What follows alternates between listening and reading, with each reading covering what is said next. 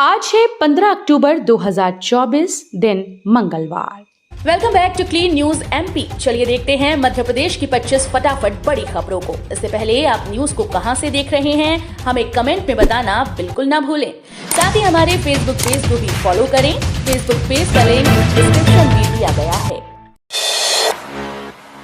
MP में 5000 home guards के पद खाली, प्रदेश सरकार ने केंद्र से मांगा बजट। होमगार्ड्स के वेतन भत्ते से लेकर अन्य व्यवस्थाओं के लिए कुल बजट का 25% हिस्सा केंद्र सरकार देती है, पर बीते लगभग 20 वर्ष से केंद्र का हिस्सा प्रदेश को नहीं मिल पाया।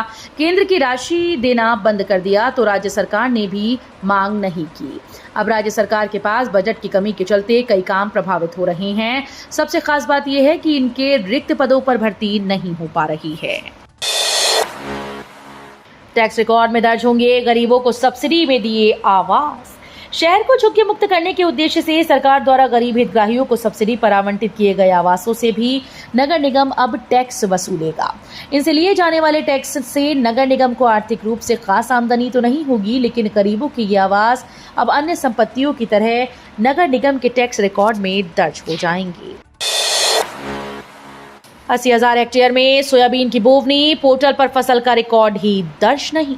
दमोह जिले में पोर्टल पर फसल का रिकॉर्ड दर्ज न होने और सर्वर डाउन होने से किसानों की सोयाबीन की फसल समर्थन मूल्य पर बेचने के लिए पंजीयन नहीं हो पा रहे हैं, जबकि 80,000 हेक्टेयर में इस बार सोयाबीन की बोनी की गई।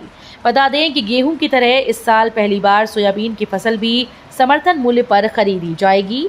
इसके लिए 25 अक्टूबर से खरीदी शुरू होगी। बेटी बचाओ अभियान के तहत कांग्रेसियों ने भोपाल सांसद को सौंपा ज्ञापन। मध्य प्रदेश में लगातार महिलाओं और बच्चियों से हो रहे दुष्कर्म के मामलों को लेकर कांग्रेस पार्टी विरोध दर्ज कर रही है। इस कड़ी में बेटी बचाओ अभियान के तहत कांग्रेसियों ने भोपाल सांसद आलोक शर्मा को ज्ञापन सौंपा। ज्ञापन के दौरान पूर्व मंत्री पीसीसी शर्मा ने सांसद आलोक शर्मा से पीसीसी चीफ जीतू पटवारी की बात कराई। फोन पर हुई बातचीत के दौरान आलोक शर्मा ने कहा कि महिलाओं पर राजनीति नहीं होनी चाहिए। भोपाल में फिर चलेगा प्रशासन का बुलडोजर। भोपाल में मेट्रो के दूसरे फेज में आड़े आ रही पक्की दुकानों को तोड़ने की दी गई 10 दिन की मोहलत आज खत्म हो जाएगी। इसके बाद जल्द से प्रशासन कार्रवाई करते हुए इन दुकानों को तोड़ेगा। पिछले सप्ताह पुल बोगदा और आजाद नगर में कुछ अतिक्रमण हटाया गया था, लेकिन पक्की दुकानों को हटाने के लिए 10 दिन की मोहलत दी गई थी। बीएचईएल स्पोर्ट्स कॉम्प्लेक्स को टेक ओवर करेगा खेल विभाग। भोपाल के बीएचईएल स्पोर्ट्स कॉम्प्लेक्स को एमपी का खेल विभाग टेक ओवर करेगा। ये कॉम्प्लेक्स 175 एकड़ में फैला हुआ है। खेल मंत्री विश्वास सारंग ने कॉम्प्लेक्स का निरीक्षण किया। उन्होंने कहा कि स्पोर्ट्स कॉम्प्लेक्स को टेक ओवर के लिए केंद्र सरकार को प्रस्ताव भेजेंगे। इस स्पोर्ट्स कॉम्प्लेक्स में 33 एकड़ में गोल्फ के साथ एथलेटिक्स, क्रिकेट, टेनिस, बैडमिंटन के लिए भी ग्राउंड है। एमपी का ये शहर होगा रतन टाटा के नाम। एमपी के रायसेन के मंडीदीप शहर का नाम रतन टाटा के नाम पर रखने की मांग हो रही है। बीजेपी विधायक सुरेंद्र पटवा ने सीएम मोहन यादव और पीएम मोदी को पत्र लिखकर ये मांग की है। उन्होंने कहा कि मंडीदीप में 600-700 इंडस्ट्रीज हैं और 60 से 70 हजार कर्मचारी। रतन टाटा ने कई देश के नौजवानों को तैयार करने का काम किया है। हम चाहते हैं कि वो लाखों युवाओं के रोल मॉडल बन सके। एक साल में तीसरी बार होगी नर्सिंग परीक्षा। अब सत्र 2022-23 के छात्रों को मौका। नर्सिंग के पिछड़े सत्र को पटरी पर लाने के लिए मध्य प्रदेश आयुर्विज्ञान विश्वविद्यालय इस वर्ष तीसरी बार संबंधित संकाय की मुख्य परीक्षा कराएगा। सत्र 2020-21 और 21-22 के बाद अब सत्र 2022-23 की परीक्षा होगी। सभी परीक्षाएं नर्सिंग प्रथम वर्ष की हैं। नर्सिंग कॉलेज के फर्जीवाड़े की जांच एवं कार्यवाही में ये परीक्षाएं अटकी हुई थी। अब सरकारी कर्मचारियों को मिलेगा 5 लाख रुपए तक का फ्री इलाज। मध्य प्रदेश सरकार इलाज की सुविधा के लिए प्रदेश के सरकारी कर्मचारियों को आयुष्मान योजना की सुविधा ला रही है। इसके तहत इन लोगों को 5 लाख रुपए तक सामान्य और 10 लाख रुपए तक गंभीर बीमारियों के लिए कैशलेस इलाज की सुविधा मिलेगी। पीएमएफएमई योजना की सरकार ने बढ़ाई अवधि। बिजनेस शुरू करने के लिए मिलती है 10 लाख रुपए की सब्सिडी। किसानों की आमदनी बढ़ाने और ग्रामीण क्षेत्रों में रोजगार के नए अवसर सृजन करने के लिए सरकार द्वारा हर संभव प्रयास किए जा रहे हैं, जिसके लिए सरकार द्वारा पहले से चलाई जा रही अलग अलग योजनाओं के जारी रखा जा रहा है। पीएमएफएमई योजना के अंतर्गत खाद्य प्रसंस्करण उद्योग इकाइयों की स्थापना के लिए व्यक्तिगत लाभार्थी और समूह को परियोजना लागत पर 35% की दर से से ऋण लिंक्ड पूंजी सब्सिडी प्रदान की जाती है। रावण पर लगा दी राहुल प्रियंका की तस्वीर, मचा बवाल। एमपी के इंदौर में रावण दहन के दौरान कुछ लोगों ने रावण के 10 सिरों की जगह कांग्रेस नेता राहुल गांधी और प्रियंका गांधी का फोटो लगा दिया। रावण दहन का वीडियो वायरल होने के बाद कांग्रेस नेता भड़क गए। उन्होंने इस मामले पर पुलिस को ज्ञापन सौंपते हुए कार्रवाई करने की मांग की। कांग्रेस नेताओं ने इस घटना को अत्यंत निंदनीय और लोकतांत्रिक मूल्यों के खिलाफ बताया। मुख्यमंत्री मोहन यादव बोले, अवैध काम करने वालों के खिलाफ अफसर कार्रवाई करें। इंदौर विकास प्राधिकरण ने इन ब्रिज के निर्माण पर 225 करोड़ रुपए खर्च किए। कार्यक्रम में नगरीय विकास मंत्री कैलाश विजयवर्गीय ने ये कहकर चौंका दिया कि इंदौर में प्रतापगढ़ से नशा आता है। मेरे पास इसकी पूरी जानकारी है। इस मामले में भोपाल पुलिस हस्तक्षेप करे। इसके बाद मुख्यमंत्री मोहन यादव ने अपने भाषण में कहा कि मालवा को किसी की नजर नहीं लगने दी जाएगी।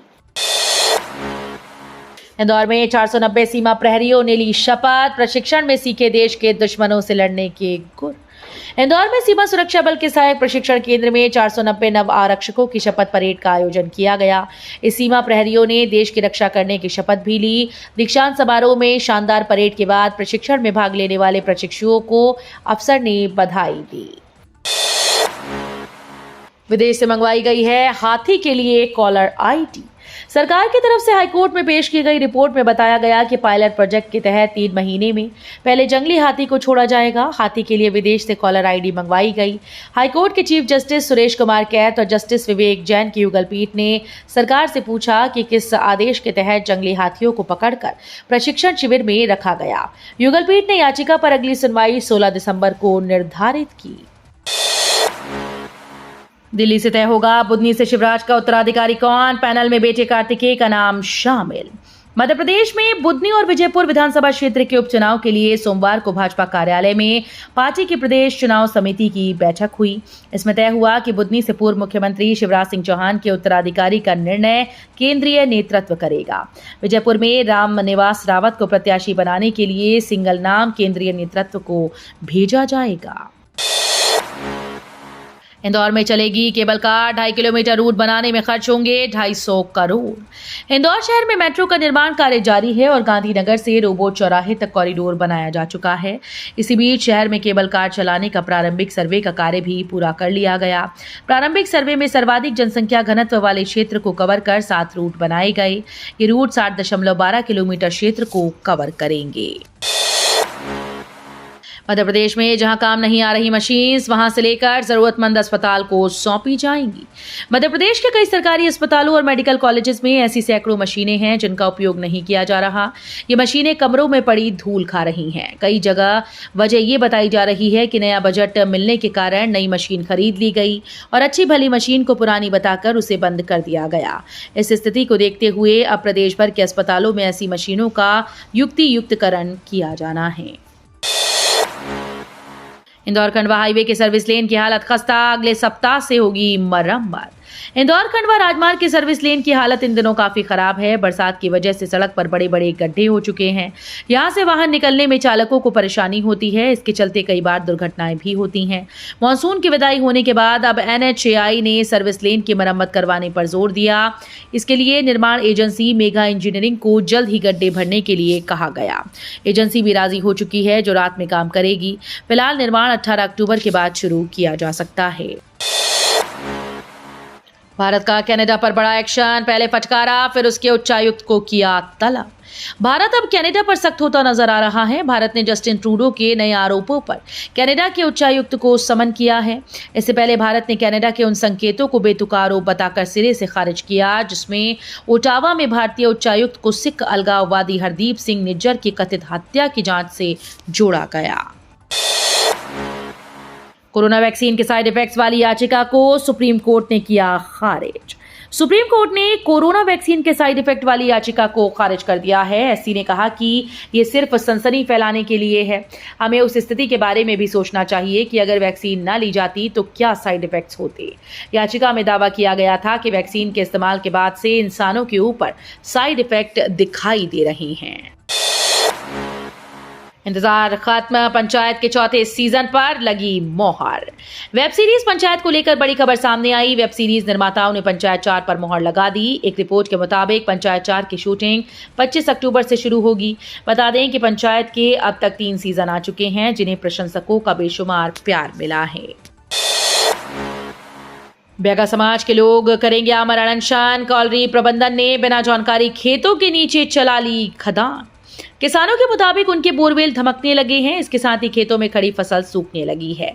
तब परेशान होकर किसान राजेंद्रा कॉलोनी प्रबंधन के पास पहुंचे। वहां प्रबंधन ने प्रभावित भूमि को माइन बाउंड्री के बाहर बताकर किसानों के साथ दुर्व्यवहार किया।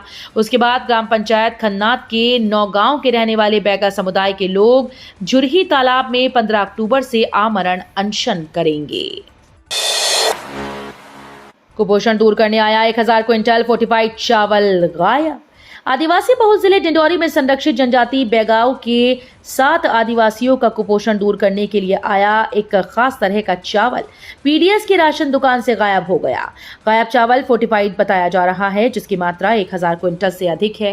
ये चावल पोषक तत्वों से भरपूर बताया जा रहा है। इस गड़बड़ी के लिए जिले की 5 राशन दुकानों को चिन्हित किया गया है।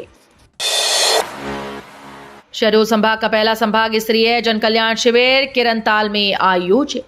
आयुक्त शहडोल संभाग श्रीमन शुक्ला के मार्गदर्शन में संभाग का पहला लोक कल्याण शिविर ग्राम किरनताल में आयोजित किया गया। शिविर में किरनताल, महरोई, ददरी, पिपरिया, मजबानी कला, लदेरा और भगड़ा आदि ग्रामों के ग्रामीण जन शामिल हुए और अपनी समस्याओं का निराकरण कराया। एमपी में डॉक्टर्स को सरकारी नौकरी में रुचि नहीं, सीधी भर्ती में भी 888 में 57% पद ही भर पाए। सामुदायिक स्वास्थ्य केंद्र से लेकर जिला अस्पताल तक विशेषज्ञ डॉक्टर्स के पद भरना सरकार के लिए बड़ी चुनौती बन गया। सरकार ने पहली बार वर्ष 2022 में विशेषज्ञों के 25% पदों पर सीधी भर्ती का निर्णय लिया था। वर्ष 2023 में मध्य प्रदेश लोक सेवा आयोग से साक्षात्कार के माध्यम से भर्ती की गई। इसमें अलग अलग विषय के विशेषज्ञ डॉक्टर्स कुल 888 पदों पर भर्ती शुरू की गई। पहले तो आयोग को ही सभी पदों पर योग्य डॉक्टर नहीं मिल पाने से चयन नहीं हो पाया। इसके बाद कुछ ने ज्वाइन भी नहीं किया। तो ये थी आज की 25 फटाफट बड़ी खबरें। अगर आपको न्यूज पसंद आई हो तो वीडियो को लाइक और शेयर जरूर करें। धन्यवाद।